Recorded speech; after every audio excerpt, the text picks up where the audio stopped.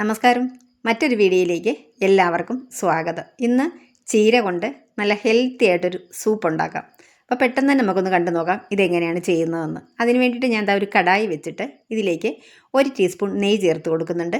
പിന്നെ ഒരു 3 കഷ്ണം വെളുത്തുള്ളി നൈസായി കട്ട് ചെയ്ത്, പിന്നെ ഒരു മീഡിയം സൈസിലുള്ള ഇഞ്ചി ഇതുപോലെ തന്നെ നൈസായി കട്ട് ചെയ്തത് അതും കൂടെ ചേർത്ത് കൊടുത്തിട്ട് നല്ലതുപോലെ ഒന്ന് വഴറ്റിയെടുക്കുന്നുണ്ട്.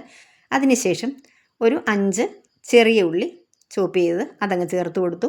പിന്നെ ഒരു ചെറിയ ബീട്രൂട്ടിൻ്റെ പകുതി ഒന്ന് കട്ട് ചെയ്ത് ചെറുതായിട്ടാണ് കട്ട് ചെയ്തിട്ടുള്ളത്, ഇതുകൂടെ ചേർത്തിട്ട് നല്ലതുപോലെ നമുക്കൊന്ന് വഴറ്റിയെടുക്കാം. ഇനി ഇതാ ചീര ഞാനിവിടെ കഴുകി ക്ലീൻ ചെയ്തിട്ട് ഇതുപോലെ കട്ട് ചെയ്ത് എടുത്തിട്ടുണ്ട്. ഇത് നമുക്ക് അരച്ചെടുക്കാനായിട്ടുള്ളതാണ്, അതുകൊണ്ട് ഒരുപാട് ചെറുതായിട്ട് കട്ട് ചെയ്യണമെന്നില്ല. ഇതിലേക്ക് ഞാൻ കുറച്ച് ചീരയുടെ തണ്ട് കൂടി ചേർത്തിട്ടുണ്ട്. ഇങ്ങനെ കുറച്ച് മാത്രം. ഇനി നമുക്കിതൊന്ന് വഴറ്റിയെടുക്കാം. ഇതിൽ നെയ്യ്ക്ക് പകരം നമുക്ക് ഒലിവ് ഓയിൽ ചേർക്കുകയാണെങ്കിൽ കുറച്ചും കൂടെ ഹെൽത്തി ആയിരിക്കും. അപ്പോൾ ഞാനിവിടെ നെയ്യാണ് ചേർത്തിട്ടുള്ളത്. നന്നായിട്ടൊന്ന് വഴറ്റിയതിന് ശേഷം നമുക്കിത് ഇതുപോലൊന്ന് കൂട്ടി വെച്ച് കൊടുത്തിട്ട് ഒന്ന് അടച്ച് വെച്ച് കൊടുക്കാം. 1 മിനിറ്റ് അടച്ച് വെച്ചാൽ മതി. 1 മിനിറ്റ് കഴിഞ്ഞ് ഞാൻ തുറന്ന് നോക്കിയിട്ടുണ്ട്. നമുക്ക് ഒന്നുകൂടി ഒന്ന് ഇളക്കി കൊടുക്കാം. അപ്പോൾ ഈ ചീര എന്ന് പറയുന്നത് അത്ര നല്ല കളറ് കിട്ടില്ല കേട്ടോ. നമുക്ക് ചുമന്ന ചീരയാണെങ്കിലും ഇതൊരു നല്ല കളറ് കിട്ടുന്ന സൈസല്ല ഇത്.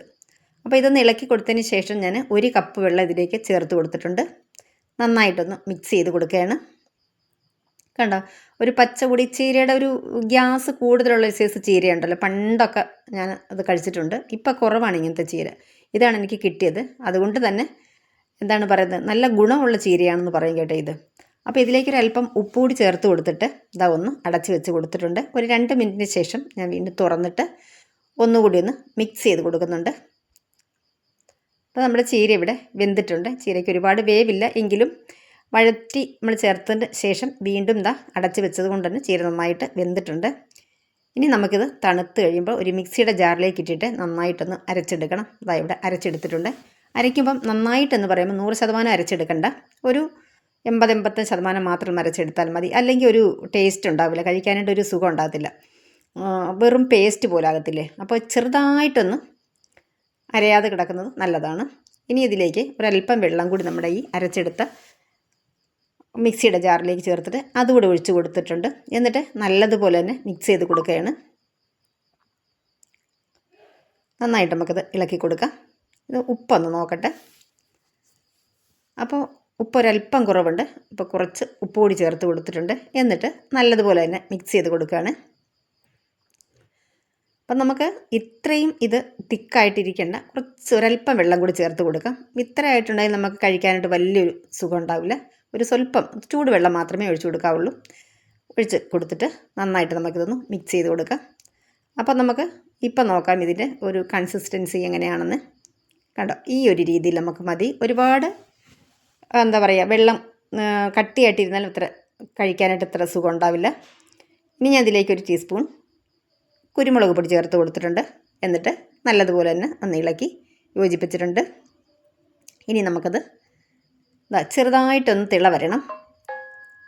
ഈ സമയത്ത് നമുക്ക് കുറച്ച് മല്ലിയില, വളരെ കുറച്ച് മാത്രം മല്ലിയില ചേർക്കുക, അല്ലെങ്കിൽ മല്ലിയിലയുടെ ടേസ്റ്റായിപ്പോൾ നമ്മുടെ ഈ ഒരു സൂപ്പിന്. അപ്പോൾ അല്പം മാത്രം വേണമെങ്കിൽ മാത്രം, നിർബന്ധമില്ല, ചേർത്ത് കൊടുത്തിട്ട് നന്നായിട്ട് നമുക്കത് മിക്സ് ചെയ്യാം. ഇനി ഒരു 2-3 തുള്ളി നാരങ്ങാനീര്, ഇതും നിർബന്ധമായിട്ടുള്ളതല്ല, നമുക്ക് വേണമെങ്കിൽ മാത്രം ചേർത്ത് കൊടുക്കുക. ഒരു 4-5 തുള്ളിയിൽ കൂടുതൽ ആകരുത്.